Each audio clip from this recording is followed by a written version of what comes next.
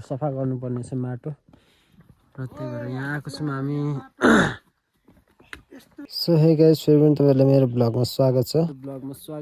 र आज पनि फेरि खानासाना खाइकन जाँदैछौँ काममा सधैँ। अनि आज चाहिँ तर काँटा लिएर आएको छ, काँटामा जोख्नुपर्ने छ माल होइन, कसैले जोख्ने कसैले के गर्ने।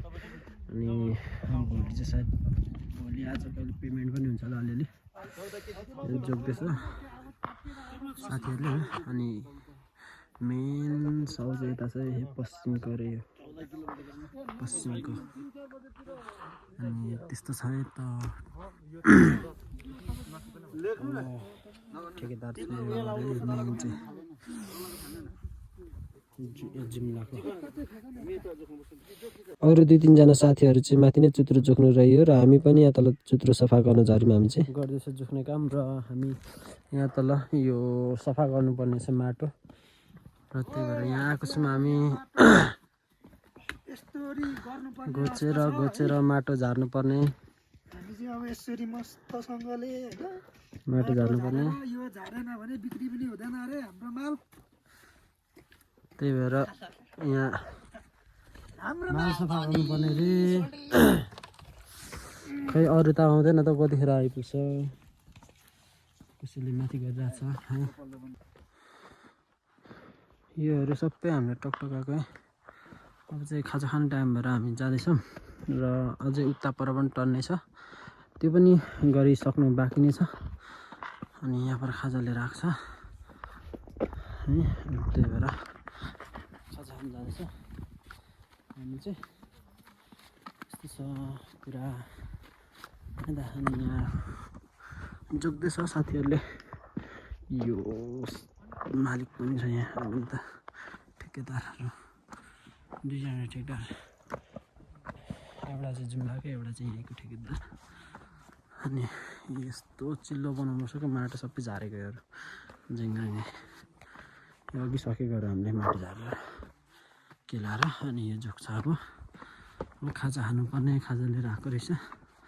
खाजा लिएको हो कि पानी मात्र लिएको, खै खाजै त होला। अनि काँटा चाहिँ त्यस्तो पर्छ, काँटा चाहिँ जोख्ने काँटा चाहिँ त्यो हो।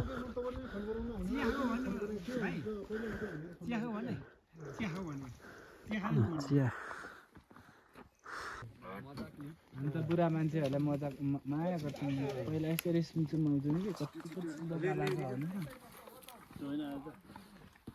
अझै हामी फेरि काममा लागेको यहाँ परतिर नसकेछौँ क्या, त्यही के लाउनु पर्ने छ, माटो झार्नु पर्ने छ होइन। त्यही नसकेछौँ र अहिले जाँदैछौँ। हो कति बजी हुन्छ अनि त्यसपछि छुट्टी हुन्छ होला सायद, के गर्ने। आजलाई चाहिँ काम पनि सकियो। अब चाहिँ लगभग काम सकियो।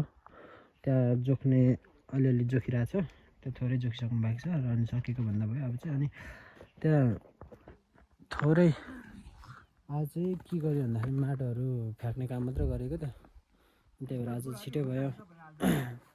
आज छिटै भयो। अनि त्यहाँ 1-2वटा जोखिसक्नु भएको छ। अनि त्यो जोखिसकेपछि उनीहरू पनि आउँछ र हामी चाहिँ अब हिँड्दै गरेको घरतिर। यहाँ त्यही माटो फाल्ने काम मात्र गरियो आज, टकटकाउने काम मात्र, सफा गर्ने काम मात्र गरियो। जरा त्यो जोखिरहेछ साथीहरूले, 1-2वटा जोखिसकेको छैन कि, त्यही भएर आजलाई यति नै काम गरियो है त। आजलाई यति नै। अनि अहिले साथीहरू चाहिँ आउँछ, 1-2वटा त्यहाँ जोखिसकेर सक्नै आँट्यो, 1-2वटा छ। अनि अब हामी चाहिँ हिँड्दै गरेको घरतिर। आजलाई चाहिँ सकियो काम भनौँ। फेरि भोलिबाट चाहिँ जरा उखाल्नुतिर लाग्दैछ। अनि भोलि चाहिँ गाडीमा लोड गर्छ होला सायद, कति भयो। अहिले जोख्नु चाहिँ आज जोख्यो, गाडीमा लोड चाहिँ भोलि गरेर लान्छ होला भोलितिर। अनि पैसा पनि क्यास दिने भन्ने छ यो एक गाडी लाने बित्तिकै, तर कति दिनको कसरी बसाइयो भन्ने कुरा चाहिँ भरे निक्लिन्छ हिसाबमा है। अनि के भन्नु अरू त त्यस्तै छ। हाजिरै बसाइयो कि बसाइएन, गाह्रो छ। आज पनि त्यत्तिकै माटो फ्याक्दै दिन बितिगयो, उखाल्नै पाइएन। आजसँग 8-9 दिन भइसकिसक्यो हामी आएको। हाजिरा बस्दै सबै छैन। के हो रे राख्दै ल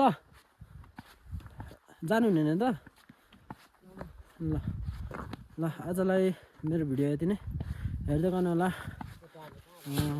के भन्नु र त बाई थ्याङ्क्स फर वाचिङ